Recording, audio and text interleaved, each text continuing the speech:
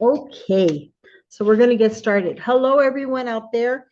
This week, we are going to study Chayei Sara, the life of Sarah. And I know we're a week behind because our internet was all messed up last week. So I hope it all works out okay today. So that's why we're a week behind. But we're still having a little problems, so please bear with us. Okay, so the life of Sarah. And join me. Okay. Baruch atah Adonai Eloheinu melech haolam asher kitshanu b'mitzvotav v'tzivanu al divrei Torah. Blessed are you, Lord our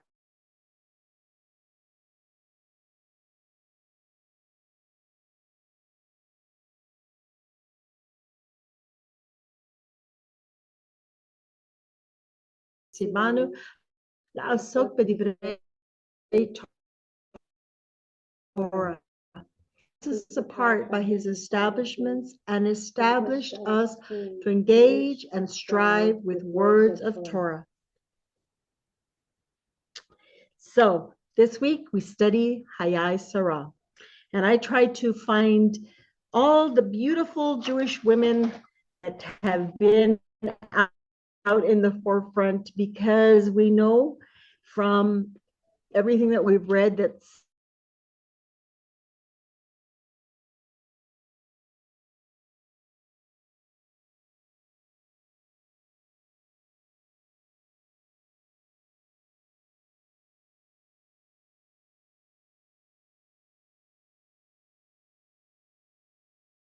and 27 years.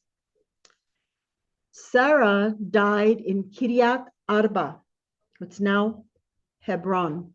Kiryat Arba is in the land of Canaan, and Abraham proceeded to mourn for Sarah and to bewail. Like I said, it's Hebron, but it literally means like city of four, because of the four pairs of patriarchs and matriarchs that are buried there. So we have Adam and Eve, Abraham and Sarah, Isaac and Rivka, and Jacob and Leah. So in Targum Jerusalem, it says Sarah died in the city of the giants. So it's also known as the city of the giants, the city of the great ones. So the great ones are buried there. Okay, so to bewail Sarah and to weep for her, the narrative of the death of Sarah follows immediately on that of the binding of Isaac, because it is taught in Pirkei Eliezer 32, that upon Sarah hearing of the binding of Isaac, okay, just the hearing of it, that her son was going to be sacrificed by Abraham, she was in such a shock. It literally says that her soul flew from her, and she died. So, it's really interesting because it's tied in with the binding of Isaac. So we see that 120 years of life for Sarah.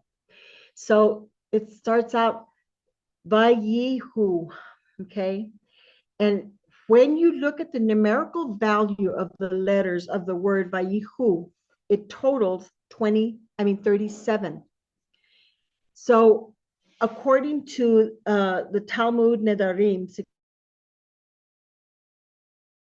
64, it says, this is the Torah's way, showing us that the last 37 years of Sarah's life were really the only ones that counted. That's Da'at Zekanim, which is like knowledge of the elders, okay?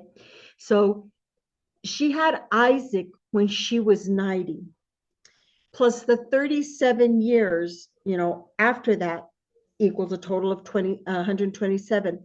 So we can look at this as if the beginning of her life was, when her child was born. And it's just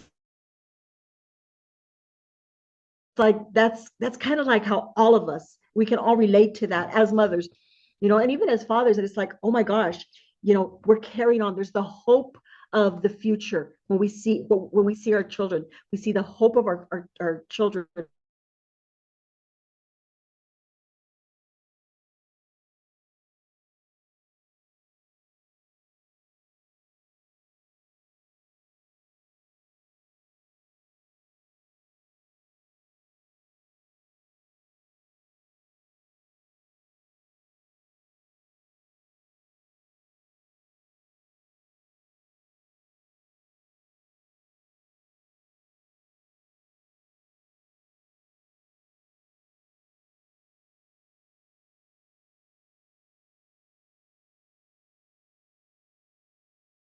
The next the next thing that was really outstanding in this Torah portion is the word velib kota, velib kota, and it means to weep, to cry, to shed tears, because she dies, and it's talking specifically about Abraham, excuse me, crying and weeping and bewailing his wife. So the Otsar Midrashim of Rabbi Akiva says the kaf, if you notice the way it's written, the kaf is smaller. And hopefully you all remember when I taught about the kaf, it means the palm, like the palm, hand on the palm of your head, on the top of your head, and it's bringing that covering. So the kaf, it says in the lib kota, it's to weep for her, but it's small. So what is taught is that anyone who doesn't weep over a righteous person or a palm, the righteous person is like a palm, just like it says a tamar is a righteous palm, because it's upright, it's yashar. Okay, so the palm will strike him. So the small kaf signifies that Abraham cried, but not too much. It's small. Why? She was righteous. He cried for her, but because she was elderly. And it, says a lot of other things too. But I thought it was really significant. It's like she had lived a long life. It was a beautiful, long life. And, so he didn't cry excessively for her, but he cried.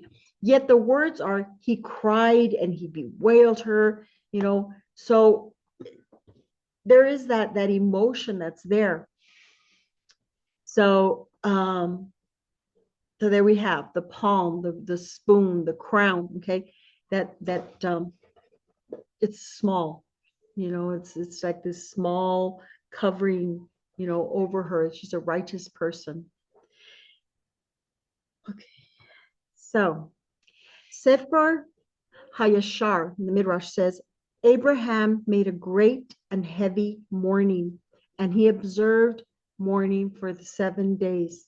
He sat Shiva, and all the inhabitants, and I want to stress that, all the inhabitants of the land consoled Abraham and Isaac, his son, concerning Sarah. So where it says all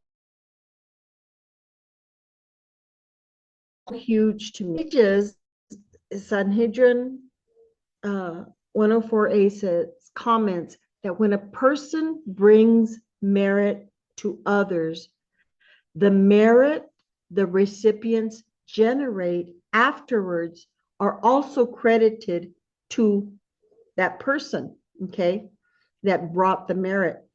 For he's a source of this good. So it would be like, I have a child and my child does good. It's like credited to me because I brought that child into this world. it's really important because what comes after Sarah, I mean, through Isaac. So the nation of Israel is born, right? And then you see all of the patriarchs and the matriarchs that are coming afterwards, and you're seeing the land of Israel, and you're seeing the building of Israel, and it's credited to her, as a matriarch, as a mother, okay, of Israel. What's taught about Sarah, this is really amazing. It's taught that Sarah's head, they continued to burn all week long until the next lighting of the candles for Shabbat. It's kind of like the miracles of Hanukkah, right? That it's like there was only enough oil for one day, but it lasted 8. Well, hers, she lights her candles and they stay lit all week long. They never go out, okay? Until the next Shabbat when she needs to light more candles. As one of the matriarchs, we can learn that the light of Shabbat can be in our homes all week long through our love and our charity and our parenting and our feeding and spiritually nurturing our family and friends. So that light continues in our children if we're passing it down to them, if we're teaching them, about Torah and what Torah can do for you, and about the light that Torah brings into our life and into our home. So she went from Sarai to Sarah. So the meaning of Sarai, okay, why is there this change? The Gemara explains initially she was a princess only to her nation. That's the princess. Ultimately, she became a general term indicating that she was a princess for the entire world. Okay, according to Berachot 13a, because that hey is added. So she's no longer Sarai, she's Sarah, right? So now, she's not just a princess for her designated area, her designated people, but she's for everyone. Okay, so I go back to that, statement that all the people came and they were mourning for her also. So mute is not muted. Michael, can you please mute your computer, please? Okay. So what have we learned about Sarah and Abraham? And I know I've talked about it before. Sarah and Abraham showed hospitality to all. It's stated that their tent was opened for guests, always, and they would run and they would serve, and they just had this beautiful servant attitude. So in Judaism, it's taught that we should open our homes and be hospitable like Abraham and Sarah. Her endless strength to feed and serve others is an inspiration. She was an amazing servant, first to her nation, then to the old Abraham and Isaac concerning Sarah. So there's a blessing, okay? There's a blessing of listening, okay? And this is a big deal, okay? It's a husband and wife, Sarah and okay, just like every other, married couple. But on one occasion, listen to Sarah. In this anonymous 15th century ethical work, the author uses the story of Sarah and Abraham to illustrate the reward that can come from heeding the words of others. In Orhot Sedakim 13:9, it says, and then there is one who listens and is rewarded. That would be Abraham, our father, for it was said to him in her voice. Genesis 21:12. And what was his reward? For in Isaac shall your seed be called. Because Abraham listened to his wife, Isaac, the promised son, was born. And Hagar and Ishmael were removed. It is noted that she is considered a prophet. Okay, she's a prophetess. Sarah's considered a prophetess because of the things that she would say and do, and the things that came to pass. But she was actually considered a prophet. And there's other female, because somebody prophesies doesn't mean everybody's going to listen, but Abraham listened. He received her words. He took heed, and because he was able to hear her, and as difficult as it was, he was able to send Hagar and Ishmael out of the camp. That God blessed Abraham and blessed him through the seed and through Isaac.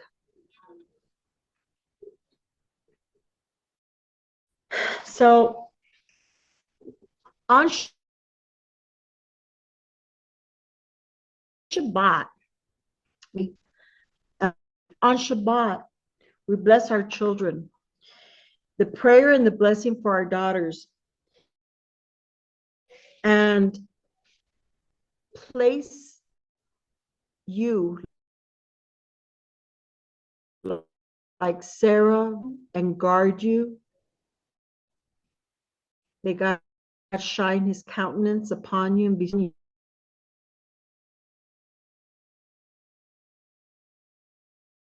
blessing the children. So you bless your daughters just like Sarah, Rebecca, Rachel, and Leah. So it is, the death of Sarah is such a big thing, because it was because of Sarah, or rather her death, that Abraham purchased the cave of Machpelah to bury Sarah.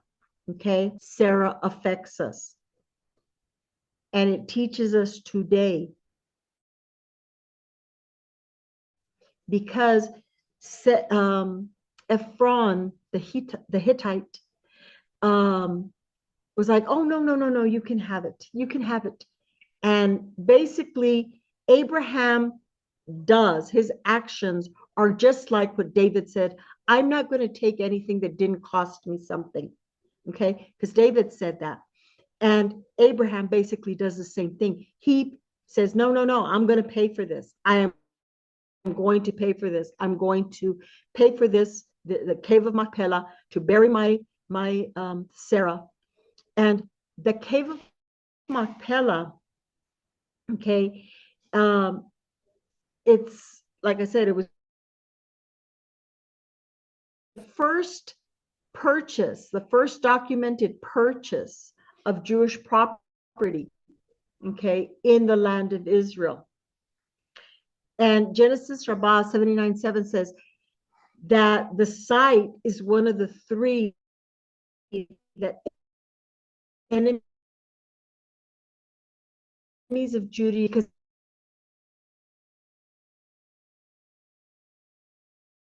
by saying, you stole land, you stole this, because it was for the full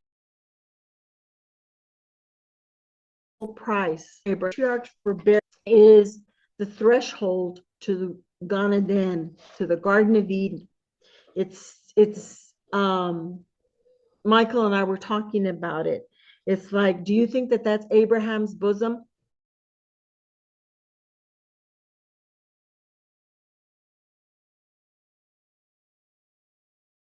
buried in the cave because the cave is the threshold to Gan Eden, or the Garden of Eden. The patriarchs are said not to be dead, but merely sleeping. They rise to beg for mercy for their children throughout the generations. According to the Zohar, this is the tomb. This tomb is a gateway through which souls enter into Gan Eden. The life of Sarah, when she dies at the very beginning of the Torah, first matriarch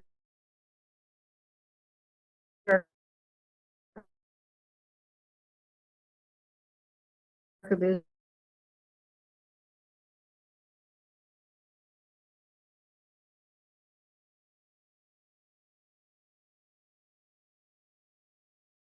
Israel. Just like Abraham, because we know that Abraham studied Torah and did the mitzvot. We can also open our homes to hospitality. We can teach our children to walk in the light of Torah.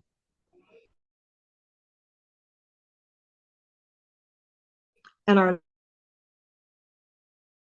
life will continue in those all the Torah. Teach a child in the way he should go. And, no matter what, he may stray, but he's going to come back to the word, because it's that seed that's been put into that child. So a person's life continues after death when they have impressed, influenced, or affected others. The person remains in our hearts and thoughts and actions. Rabbah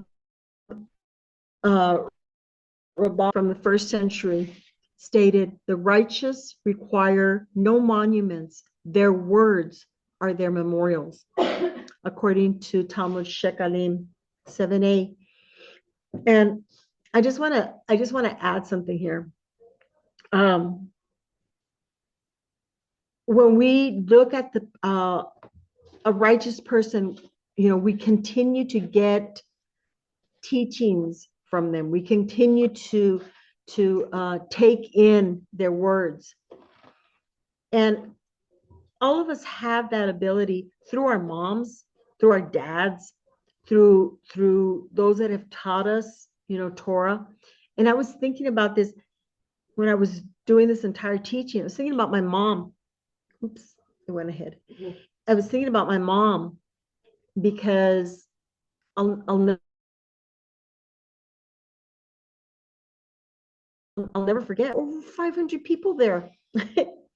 And my siblings and I, my dad, we were just so blessed because my mom was so loved, because she affected so many people. And I had a friend that I didn't even expect this call. She called to offer her condolences, and she said, your mom was always so good to me. I remember going to your house, and I'd play home. Oh, just stay for dinner. And I stayed for dinner. And it affected her in such a great way. And my mom touched so many people. And some of these people that showed up, we didn't even know who they were, but she made such an impression on them that they knew, and they wanted to make sure that we knew. I received a call all of a sudden one day from this woman that worked with my mom, and she says, you don't know me, but I know you, and I know all your siblings just by your mom. And that's what the matriarchs and the patriarchs do for us. That's what my mom did for others. And hopefully that's what we can do for others by, being there for them, by loving them, by seeing that there's a need, and putting ourselves out there to help them out, showing that hospitality, teaching them Torah, So I just want to add that little bit And then this is just a little bit of what I find to be extra fun. I guess I could read it just really quick because I just thought this was such a wonderful story. This is from Aish.com, and it's about the Sultan's sword. Okay, and it pertains to the cave of Machpelah. During the time of the cave of the patriarchs was off limits to Jews, the Sultan of the Ottoman Empire that controlled the land of Israel in the 17th century was on a tour of his lands and paid a visit to Hebron, or Kiryat Arba. While visiting the cave of the patriarchs, he entered the hall of Isaac and leaned over a hole that, according to tradition, leads directly to the resting place of the patriarchs.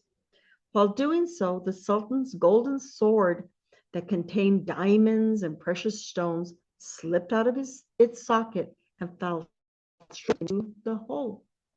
Quickly, the Sultan ordered a soldier to be lowered into the hole by a rope in order to retrieve his sword. But while doing so, loud screams could be heard. After raising the soldier back up, he was dead. Another soldier was selected, and the same thing happened. It happened more than once. After several soldiers mysteriously lost their lives trying to retrieve the sword, local Arabs suggested that the Sultan recruit a Jew to do the job.